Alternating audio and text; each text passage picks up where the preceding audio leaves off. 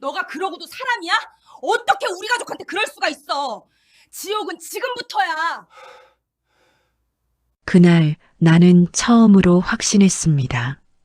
저 남자는 남편이 아니라 증거를 두려워하는 짐승이었다고요. 무릎 꿇고 빌던 입, 그 입이 사과를 하는 동안 손은 도둑질을 했습니다. 우리 딸아이가 시집간 지 벌써 10년이 됐습니다. 나이로 치면 35, 손녀는 8살이 됐고요. 사위는 평범한 사람이었어요. 특별히 잘난 것도 못난 것도 없는 그냥 평범한 직장인. 딸이 25에 그 사람을 데려왔을 때 나는 사실 좀 아쉬웠습니다. 딸이 좋다니까 반대는 안 했지만요. 결혼 초반에는 괜찮았어요. 주말이면 우리 집에도 자주 왔고 명절 때도 일 잘 도왔고 손녀 봐주러 가면 고맙다고도 했습니다. 시어머니는 우리 사위 참 착하다고 했어요. 나도 그런 줄 알았습니다. 그런데 어느 날부터였을까요?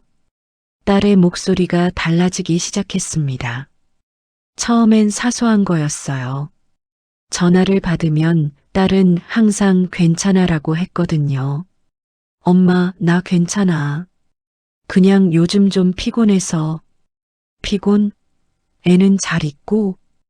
응, 애는 잘 있어. 남편이 요즘 애 데리고 공원도 자주 가고 그래. 말은 그렇게 했는데요. 딸의 목소리는 웃고 있지 않았습니다. 엄마라는 게 참 이상한 게요. 딸이 아무리 괜찮다고 해도 목소리만 들으면 알아요. 괜찮지 않다는 걸. 그래서 물었습니다. 무슨 일 있어? 아니, 진짜 괜찮아. 엄마는 걱정이 너무 많아. 딸은 그렇게 말하고 전화를 끊었어요. 하지만 저는 알았습니다. 뭔가 잘못되고 있다는 걸. 며칠 뒤 손녀한테 전화를 했어요. 할머니야, 오늘 뭐 했어? 할머니, 나 오늘 아빠랑 놀이터 갔어. 그래, 재밌었어? 응, 근데 할머니, 왜? 엄마가 요즘 자꾸 울어. 가슴이 철렁했습니다. 언제? 밤에. 나 자는 줄 알고 우는 것 같아. 8살 아이가 그걸 알고 있었어요. 추석 때였습니다. 딸네 가족이 우리 집에 왔는데 사위의 모습이 달라져 있었어요. 원래 사위는 좀 퉁퉁한 편이었거든요. 배가 나와서 딸이 운동 좀 하라고 잔소리하곤 했죠. 그런데 그날 보니까 살이 많이 빠졌더라고요. 게다가 파마까지 했어요.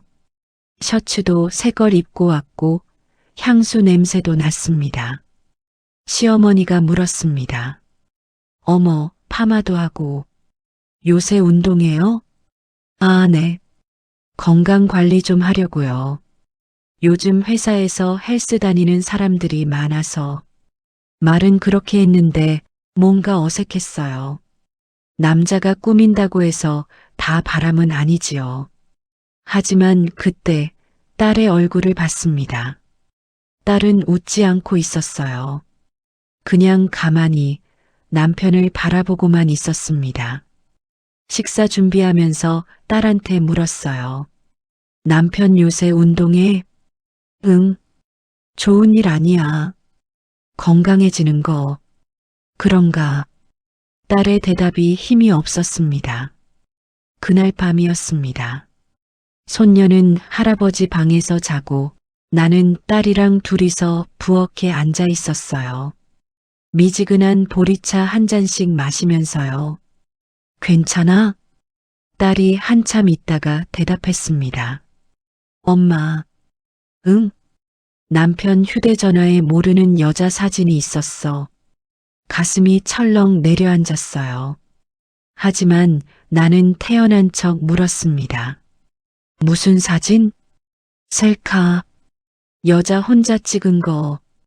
근데 화장을 진하게 하고 찍은 것 같았어. 그래서 뭐래? 누군지 물어봤더니 그냥 지인이래. 회사 동료 소개로 보험 들면서 알게 된 사람이래. 딸이 말을 이었습니다. 근데 휴대전화를 확 빼앗더라고. 무슨 소리냐고 화내면서 딸의 손이 떨리고 있었습니다. 찻잔을 든 손이요. 그 다음부턴 비밀번호를 바꿨어. 전에는 내 생일이었는데 이젠 안 풀려. 딸이 눈물을 글썽였어요. 엄마, 내가 예민한 걸까? 남편 말대로 그냥 지인일 수도 있잖아. 보험 가입하면 설계사랑 연락하는 거 당연한 거 아니야? 예민한 게 아니라고. 내 감이 맞다고. 그렇게 말해주고 싶었어요. 하지만 나는 그냥 딸의 손을 잡아줬습니다. 좀 더 지켜보자. 괜한 오해일 수도 있으니까. 그게 내 첫 번째 실수였습니다. 그때 바로 말했어야 했어요. 내 감이 맞을 거야. 확인해봐. 라고. 2개월이 지났습니다. 딸은 더 이상 제게 전화로 푸념하지 않았어요. 대신 조용해졌습니다. 너무 조용해서 오히려 더 무서웠어요. 가끔 손녀를 데리러 가면 딸은 멀쩡한 척했지만 눈이 부어 있었습니다. 그러다 어느 날 딸이 전화를 했습니다. 엄마. 응, 왜? 남편이 금요일마다 늦어. 회식? 응, 회식이래. 근데 엄마 매주 금요일이 회식일 수가 있어? 나는 잠시 말을 멈췄습니다. 그리고 물었어요. 영수증 같은 거 확인해 봤어? 응. 카드 내역 봤는데. 딸이 말을 멈췄습니다. 모텔이 찍혀 있었어. 그 순간 정말로 심장이 멎는 줄 알았습니다. 몇 번? 3번. 지난달부터 계속. 나는 한숨을 깊게 들이쉬었어요. 엄마, 나 어떡해. 딸의 목소리가 떨렸습니다. 하지만 나는 목소리를 가라앉혔어요. 흔들리면 안 됐으니까요. 함부로 대들지 마. 엄마, 확실한 증거가 있어야 해. 모텔 영수증 하나로는 모자라. 얼굴을 확인해야 돼. 어떻게? 다음 금요일에 따라가 봐. 엄마, 나 무서워. 딸의 목소리가 떨렸습니다. 괜찮아. 엄마가 같이 있어줄게. 정말? 그래. 엄마가 애 봐줄 테니까 넌 남편 따라가. 그날 밤 나는 잠을 제대로 못 잤어요. 딸 생각에요. 그 다음 금요일이었습니다. 나는 딸네 집에 미리 가 있었어요. 손녀는 제가 재웠고요. 저녁 7시쯤 사위가 나갔습니다. 오늘 회식이에요. 늦을 것 같아요. 딸은 아무렇지 않은 척 대답했어요. 응, 조심히 다녀와. 문이 닫히자마자 우리도 차를 타고 나갔습니다. 사위 차를 멀찌감치 따라갔어요. 너무 가까우면 들키니까요. 30분쯤 갔을까요? 사위 차가 멈췄습니다. 모텔 앞이었어요. 엄마, 딸이 떨리는 목소리로 불렀습니다. 들어가지 마. 왜? 아직이야. 나올 때까지 기다려. 엄마, 나 지금 당장 들어가서 확인하고 싶어. 딸의 목소리가 높아졌어요. 안 돼. 급하면 지는 거야. 나는 딸의 손을 꽉 잡았습니다. 증거가 더 필요해. 얼굴을 확인해야 하고 둘이 같이 있는 걸 찍어야 돼. 그래야 나중에 아무 말도 못해. 딸은 눈물을 흘렸어요. 하지만 고개를 끄덕였습니다. 얼마나 기다려야 돼? 나올 때까지. 그렇게 우리는 기다렸습니다. 차 안에서요. 2시간. 3시간. 손이 시렸어요. 히터를 켰다가는 들킬까봐 끄고 있었거든요. 딸은 계속 모텔 입구만 쳐다봤습니다. 새벽 1시가 됐을 때였습니다. 모텔 문이 열리고 2사람이 나왔어요. 남자는 사위였고 여자는 처음 보는 사람이었습니다. 나이는 사위보다 많아 보였어요. 화장을 진하게 했고 파마머리였습니다. 엄마, 저 여자야. 휴대전화에서 본 여자. 딸이 떨리는 목소리로 말했습니다. 2사람은 편의점으로 들어갔어요. 사위가 음료수랑 과자를 골랐고 여자가 계산을 했습니다. 그리고 편의점 밖에서 2사람은 껴안았습니다. 거리 한복판에서요. 딸이 숨을 헐떡였어요. 찍어. 나는 딸에게 말했습니다. 엄마, 손이 떨려. 괜찮아. 천천히 해. 놓치지만 마. 딸은 휴대전화를 들었어요. 그리고 모든 장면을 찍었습니다. 편의점에서 나오는 장면, 계산하는 장면, 껴안는 장면, 전부요. 딸의 눈에서 눈물이 흘렀지만 손은 흔들리지 않았습니다. 여자가 택시를 타고 떠났습니다. 사위는 혼자 남아서 담배를 피웠어요. 엄마, 나 지금 가도 돼? 딸이 물었습니다. 가. 나는 고개를 끄덕였어요. 딸이 차에서 내렸습니다. 그리고 사위 앞으로 걸어갔어요. 나는 차 안에서 지켜봤습니다. 뭐 하는 거야? 사위가 깜짝 놀라 뒤를 돌아봤습니다. 당신? 이게 뭐야? 딸이 휴대전화 화면을 사위에게 보여줬어요. 사위의 얼굴이 새하얘졌습니다. 아, 아니 이건 아니긴 뭐가 아니야. 다 찍었어. 잠깐 오해야. 진짜 오해. 무슨 오해? 방금 껴안았잖아. 그건 그냥 인사. 새벽 1시에 모텔 나와서 하는 인사가 포옹이야? 딸의 목소리가 점점 커졌습니다. 사위는 온갖 핑계를 댔어요. 우연히 만났다고. 그냥 보험 상담 때문이라고. 모텔은 회의 때문에 간 거라고. 회의? 새벽 1시에? 아니, 그게 저녁 먹고 술 마시다 보니까. 그래서 모텔 간 거야? 아니, 그냥 쉬려고. 둘이? 사위가 말을 못했습니다.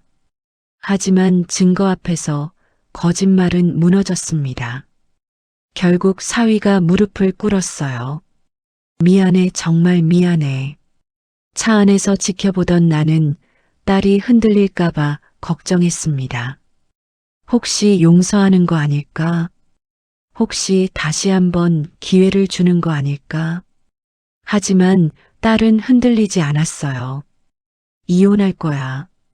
뭐? 애는 내가 키울 거고 너는 양육비만 줘. 잠깐 진정해. 얘기 좀 하자. 응? 우리 애도 있잖아. 애 얘기는 하지 마. 애 생각했으면 이런 짓 안 했겠지. 제발 한 번만 용서해줘. 다시는 안 그럴게. 사위가 울먹였어요. 하지만 딸은 차갑게 말했습니다. 변호사 통해서 연락할게. 딸이 돌아서려는 순간이었습니다.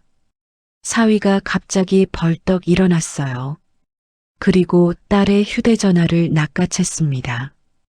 뭐 하는 거야? 미안하다고. 그러니까 이거 지워. 사위가 휴대전화를 들고 달아났어요.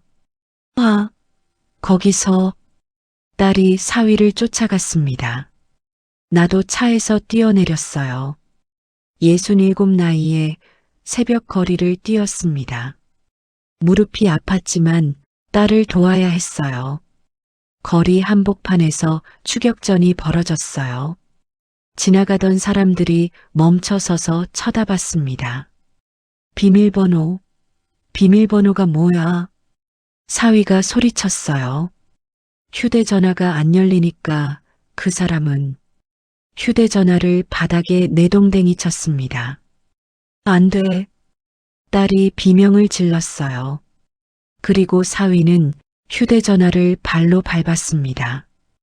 쾅, 쾅. 무릎 꿇고 빌던 그 입이, 사과하던 그 입이 이제는 증거를 밟고 있었어요. 그 모습을 보는 순간 나는 확신했습니다. 저 남자는 남편이 아니라 증거를 두려워하는 짐승이었다고요. 아니, 저 사람 지금 뭐 하는 거예요? 지나가던 행인이 소리쳤습니다. 휴대전화 빼앗아서 부수는 거 아니에요? 도와주세요. 제 휴대전화예요. 딸이 울면서 소리쳤어요. 사람들이 몰려들었습니다. 두세 명이 사위를 붙잡았어요. 아니, 이건 오해. 경찰 불러요. 저 사람 여자 휴대전화 빼앗았어요. 사위는 더 이상 도망칠 수 없었습니다. 젊은 남자 한 명이 사위를 꽉 붙잡고 있었고 다른 사람이 경찰에 신고를 했어요. 딸이 바닥에 떨어진 휴대전화를 주었어요. 화면은 금이 가 있었습니다. 하지만 전원은 켜졌어요. 엄마 사진이. 딸이 떨리는 손으로 갤러리를 확인했습니다. 증거는 모두 남아 있었어요. 편의점 사진, 포옹 사진, 전부요. 그 순간 딸이 주저앉아 울었습니다. 나는 딸을 안아줬어요. 거리 한복판에서요. 괜찮아. 이제 괜찮아. 10분쯤 지나서 경찰이 왔습니다. 사위는 부부 싸움이라고 둘러댔지만 주변 사람들이 다 봤어요. 휴대전화 빼앗은 거, 도망간 거, 밟은 거. 경찰이 물었습니다. 고소하시겠어요? 딸이 대답했습니다. 네, 할 거예요. 사위가 놀란 표정으로 딸을 봤어요. 야, 진짜 그럴 거야? 우리 사이에? 우리 사이는 끝났어. 딸이 차갑게 말했습니다. 사위는 결국 조서를 썼습니다. 우리는 새벽 4시에야 집에 돌아왔어요. 손녀는 아직 자고 있었습니다. 나는 손녀 방문을 살짝 열어서 확인했어요. 작은 얼굴, 새근새근 숨소리. 딸이 제 옆에 섰습니다. 엄마, 애한테 뭐라고 말해야 돼? 천천히 생각하자. 급할 거 없어. 엄마, 나 잘할 수 있을까? 잘하고 못하고가 어딨어. 해야 되는 거지. 나는 딸의 어깨를 토닥였습니다.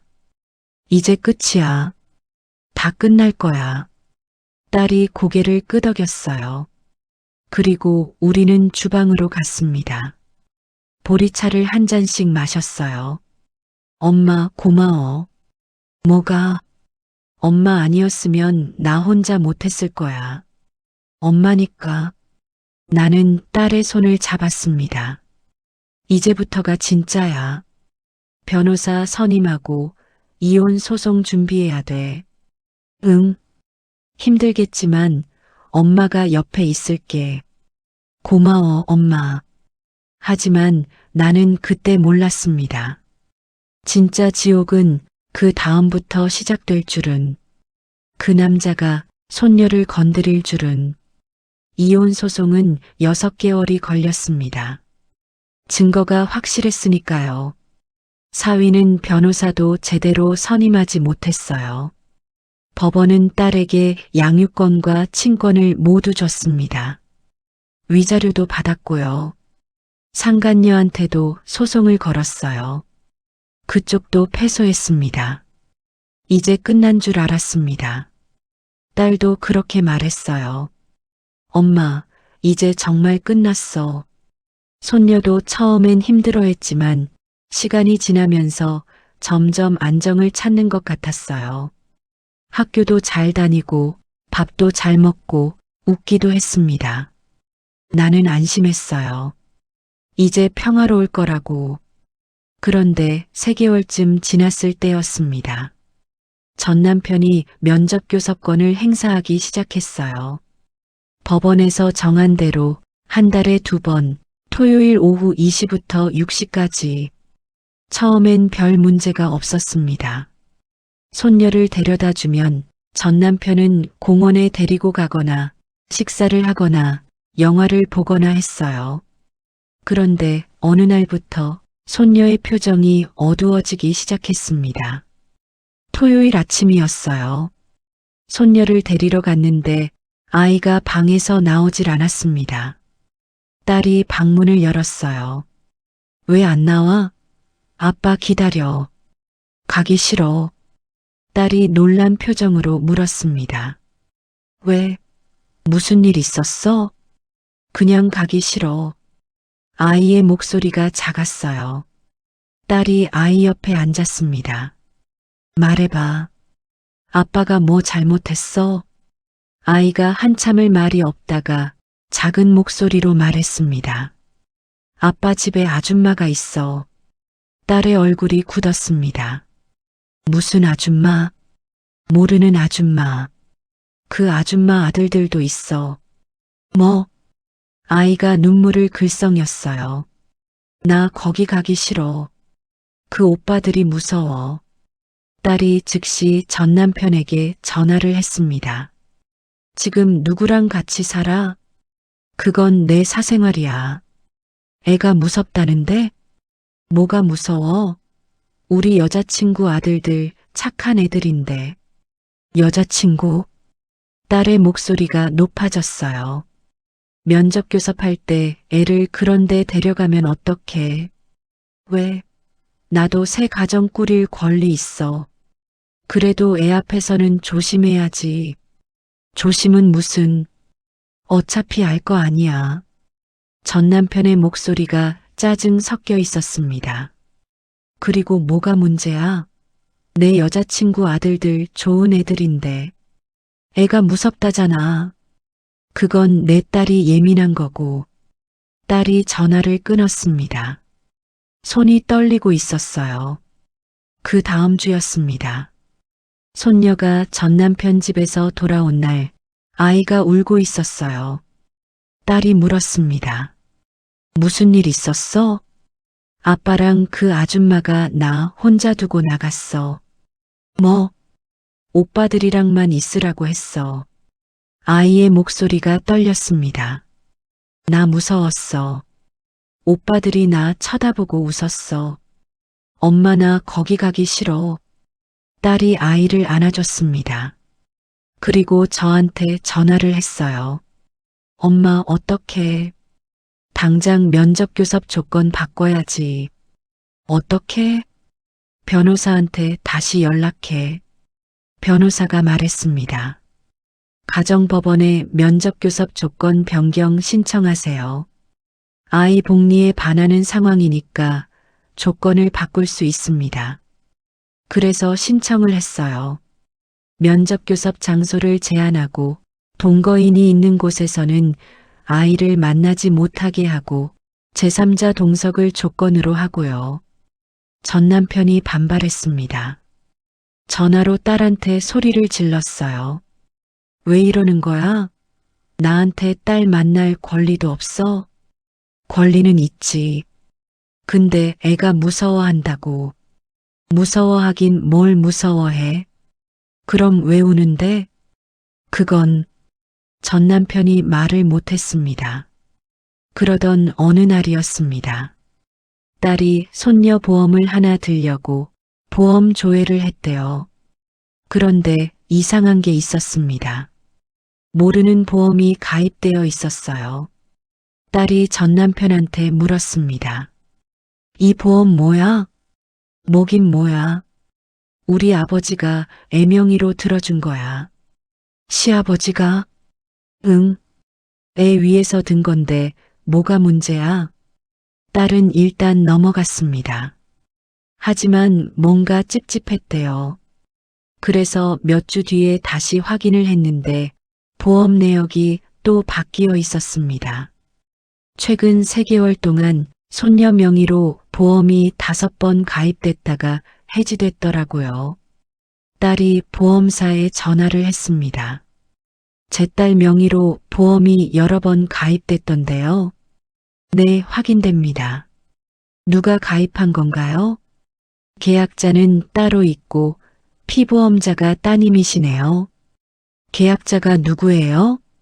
성함은 말씀드릴 수 없지만 설계사 통해서 가입하신 것 같습니다. 딸이 설계사 이름을 물었습니다. 그 이름을 듣는 순간 딸은 알았습니다. 전 남편의 여자친구였어요. 보험 설계사였던 그 여자.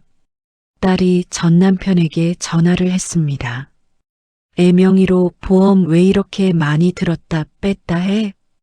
그게 뭐 어때서? 뭐가 어때? 애 명의를 마음대로 쓰면 어떡해? 내 딸인데 내가 보험 들어주는 게 뭐가 문제야? 문제는 실적 채우려고 한 거잖아. 딸의 목소리가 높아졌어요.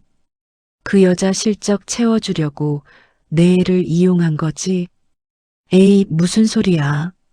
3개월에 5번이나 가입했다 해지했어. 이게 정상이야?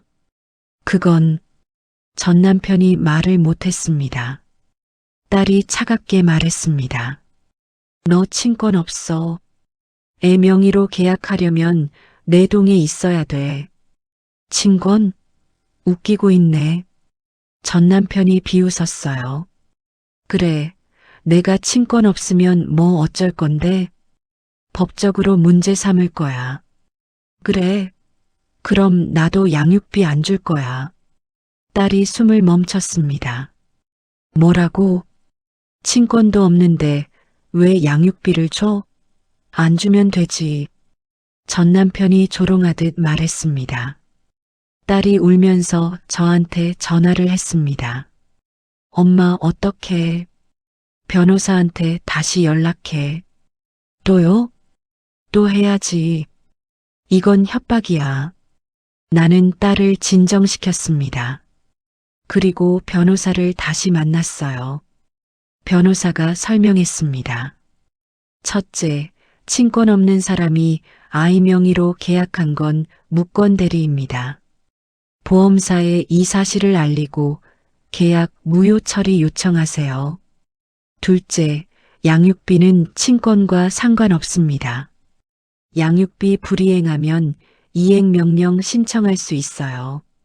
셋째, 협박성 발언은 녹음하셨으면 증거로 쓸 수 있습니다. 변호사가 말을 이었습니다. 면접교섭 조건 변경 신청이랑 같이 진행하면 법원에서 아버지 쪽에 불리하게 볼 겁니다. 우리는 3가지를 동시에 진행했습니다. 첫째, 보험사에 민원을 넣었어요. 아이 명의를 무단으로 사용한 것, 실적 채우기 목적으로 보이는 것, 이 모든 걸 신고했습니다. 둘째, 가정법원에 면접교섭 조건 변경 신청을 했어요. 동시에 양육비 이행명령도 신청했습니다. 셋째, 전 남편의 협박성 발언을 정리해서 변호사가 경고 문서를 보냈습니다. 2주 뒤였습니다. 전 남편한테 법원 서류가 도착했대요. 면접교섭 조건 변경 신문 통지서, 양육비 이행명령 신문 통지서, 그리고 변호사 사무실에서 보낸 내용 증명. 전 남편이 딸한테 전화를 했습니다. 야, 이거 뭐야? 뭐긴 뭐야? 법원 서류잖아. 아니, 왜 이렇게까지 해? 내가 먼저 협박했잖아. 협박? 내가 언제? 양육비 안 준다고 했잖아. 그건 그냥 한 소리야. 전 남편의 목소리가 작아졌습니다. 그냥 한 소리로 안 들려. 그리고 애 명의로 보험 가입한 것도 문제야. 그건 우리 여자친구가 누가 했든 상관없어. 내 동의 없이 한 거잖아. 딸이 차갑게 말했습니다. 법원 나와. 거기서 얘기하자. 법원 신문 날이었습니다. 전 남편은 변호사 없이 혼자 왔어요. 판사가 물었습니다. 면접교섭 시 아동을 동거인과 함께 있게 한 이유가 뭡니까? 그냥 제 생활 공간이라서요. 아동이 불안감을 표현했다는 사실 알고 계십니까? 몰랐습니다. 또한 아동 명의로 보험 계약을 여러 차례 체결했다 해지한 사실, 이에 대해 친권자 동의를 받았습니까? 아버지가 대신 친권자는 모친입니다. 모친 동의 받으셨습니까? 아니요. 전 남편이 고개를 숙였습니다. 판사가 말했습니다. 면접교섭은 아동 복리가 최우선입니다. 조건을 변경하겠습니다. 면접교섭 장소는 공공장소로 제한. 동거인이 있는 곳 출입 금지. 월 1회 시간 단축. 그리고 양육비 불이행 시 즉시 이행명령 발동. 법원을 나오면서 전 남편이 딸한테 다가왔습니다. 야, 이렇게까지 할 거야? 이렇게까지? 너보다 덜했는데. 나 진짜 반성했어. 반성했으면 애를 이용하지 말았어야지. 딸이 돌아섰습니다. 앞으로 양육비 한 번이라도 안 주면 그때는 재산 압류할 거야. 딸이 차갑게 말하고 걸어갔습니다. 그날 밤이었습니다. 손녀가 잠들기 전에 물었어요. 엄마, 나 이제 아빠 안 만나도 돼? 한 달에 한 번은 만나야 돼. 왜? 아빠도 너 보고 싶어 할 테니까. 딸이 아이를 안아줬습니다. 근데 이제는 공원에서만 만나. 그 집은 안 가. 정말? 응. 할머니도 같이 갈게. 아이가 작게 웃었어요. 그리고 말했습니다. 엄마, 고마워. 2달쯤 지났습니다. 손녀는 조금씩 밝아졌어요. 학교에서 친구들이랑 잘 놀고, 밥도 잘 먹고, 밤에도 잘 잤습니다. 딸도 안정을 찾았어요. 어느 날 딸이 저한테 말했습니다. 엄마, 나 직장 알아보려고. 그래. 좋은 생각이야. 애도 이제 좀 컸으니까. 나도 뭔가 해야 할 것 같아. 딸의 표정이 밝았습니다. 어느 저녁이었습니다. 손녀가 숙제를 하고 있고 딸이 저녁을 준비하고 나는 설거지를 하고 있었어요. 그때 손녀가 물었습니다. 할머니, 나중에 나도 엄마처럼 강한 사람 될 수 있어? 당연하지. 어떻게 하면 돼? 그냥 내가 지켜야 할 사람 생기면 돼. 손녀가 고개를 끄덕였어요. 나 엄마 지킬 거야. 그래, 넌 할 수 있어. 밤이 됐습니다. 손녀는 잠들었고 딸이랑 나는 주방에 앉아 차를 마셨어요.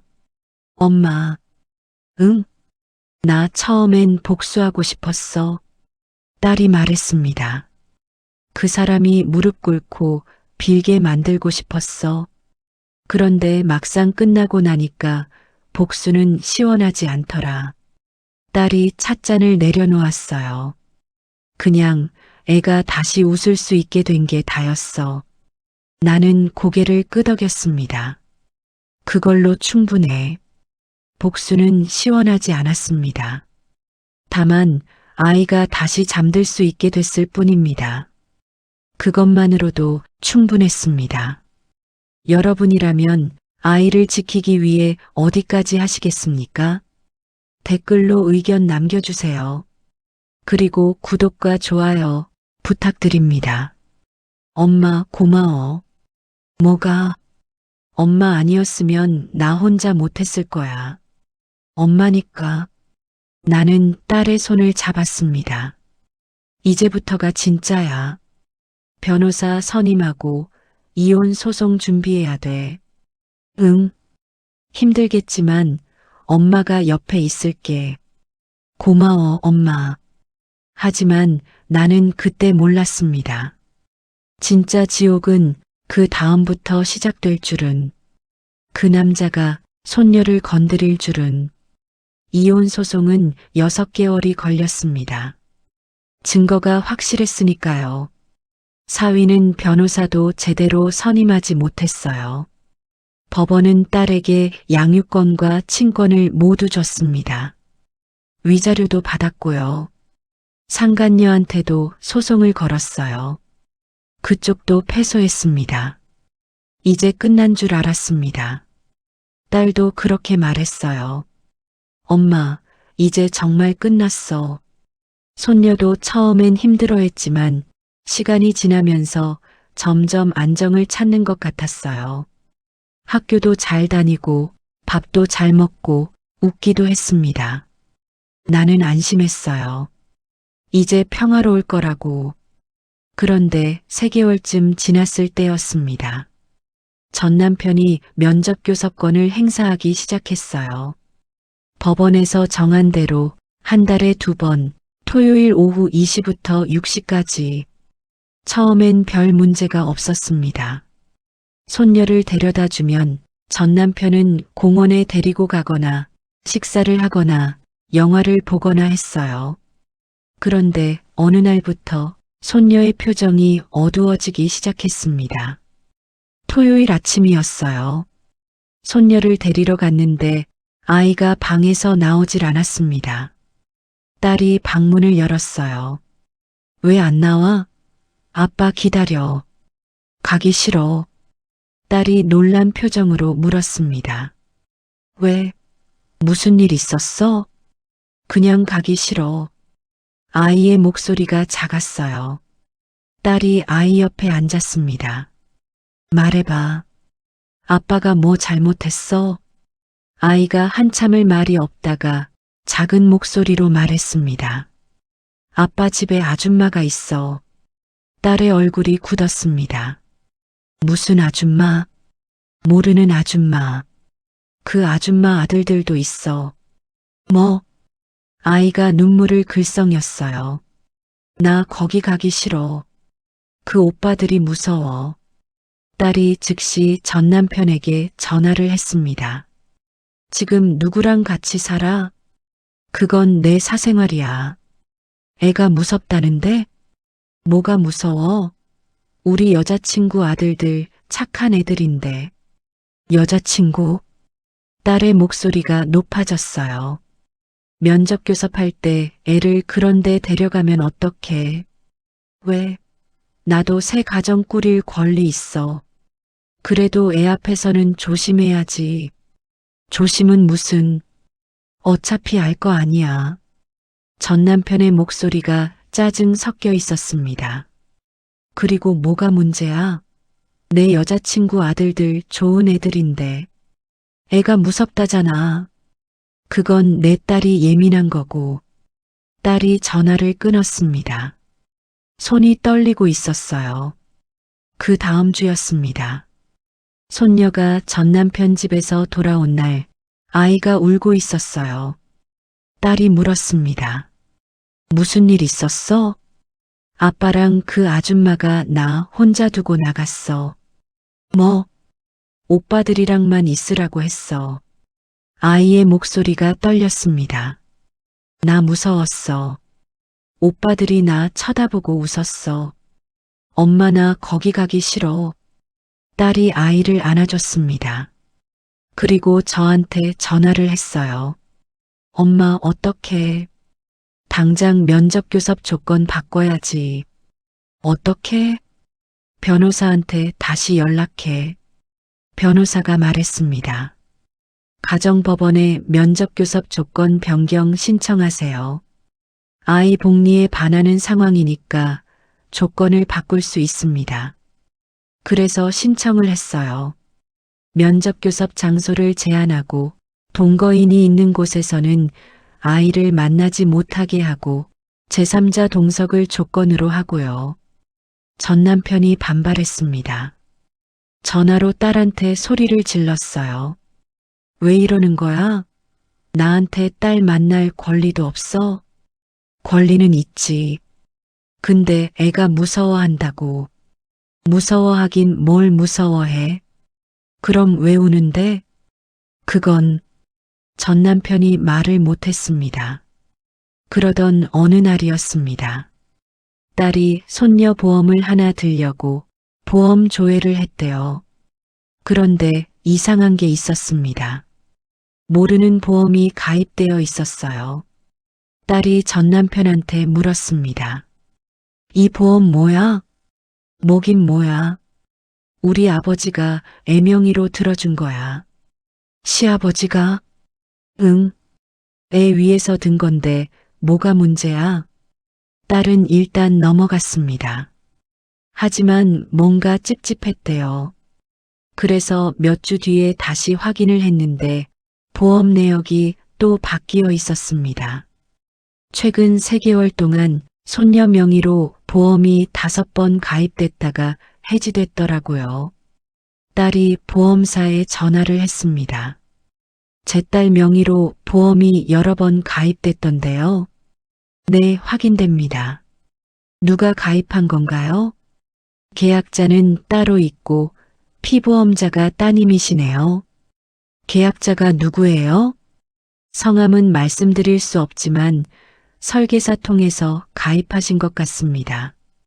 딸이 설계사 이름을 물었습니다. 그 이름을 듣는 순간 딸은 알았습니다. 전 남편의 여자친구였어요. 보험 설계사였던 그 여자. 딸이 전 남편에게 전화를 했습니다. 애 명의로 보험 왜 이렇게 많이 들었다 뺐다 해? 그게 뭐 어때서? 뭐가 어때? 애 명의를 마음대로 쓰면 어떡해? 내 딸인데 내가 보험 들어주는 게 뭐가 문제야? 문제는 실적 채우려고 한 거잖아. 딸의 목소리가 높아졌어요. 그 여자 실적 채워주려고 내 애를 이용한 거지? 에이, 무슨 소리야. 3개월에 5번이나 가입했다 해지했어. 이게 정상이야? 그건 전 남편이 말을 못했습니다. 딸이 차갑게 말했습니다. 너 친권 없어. 애 명의로 계약하려면 내 동에 있어야 돼.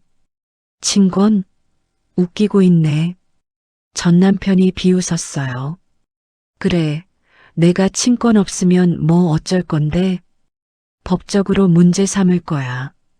그래, 그럼 나도 양육비 안 줄 거야. 딸이 숨을 멈췄습니다. 뭐라고? 친권도 없는데 왜 양육비를 줘? 안 주면 되지. 전 남편이 조롱하듯 말했습니다. 딸이 울면서 저한테 전화를 했습니다. 엄마 어떡해? 변호사한테 다시 연락해. 또요? 또 해야지. 이건 협박이야. 나는 딸을 진정시켰습니다. 그리고 변호사를 다시 만났어요. 변호사가 설명했습니다. 첫째, 친권 없는 사람이 아이 명의로 계약한 건 무권 대리입니다. 보험사에 이 사실을 알리고 계약 무효 처리 요청하세요. 둘째, 양육비는 친권과 상관없습니다. 양육비 불이행하면 이행명령 신청할 수 있어요. 셋째, 협박성 발언은 녹음하셨으면 증거로 쓸 수 있습니다. 변호사가 말을 이었습니다. 면접교섭 조건 변경 신청이랑 같이 진행하면 법원에서 아버지 쪽에 불리하게 볼 겁니다. 우리는 3가지를 동시에 진행했습니다.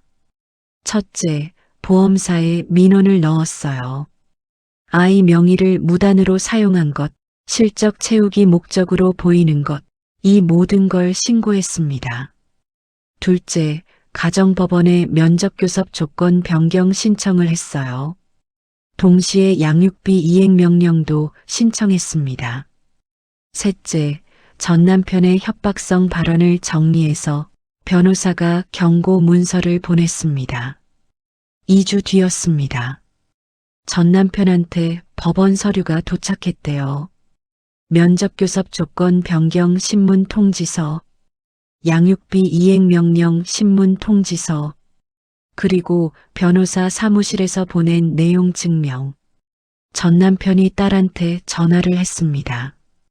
야, 이거 뭐야? 뭐긴 뭐야? 법원 서류잖아. 아니, 왜 이렇게까지 해? 내가 먼저 협박했잖아. 협박? 내가 언제 양육비 안 준다고 했잖아. 그건 그냥 한 소리야.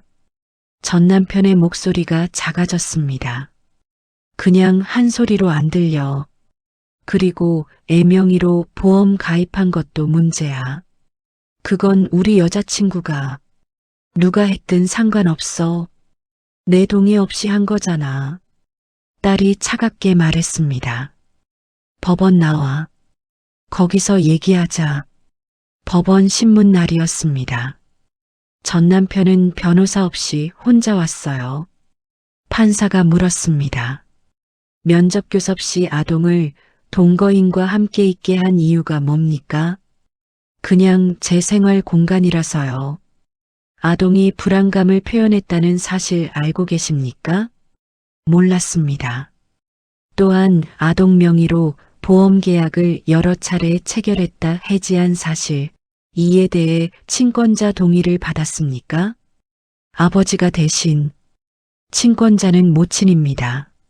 모친 동의 받으셨습니까? 아니요. 전 남편이 고개를 숙였습니다. 판사가 말했습니다. 면접교섭은 아동 복리가 최우선입니다.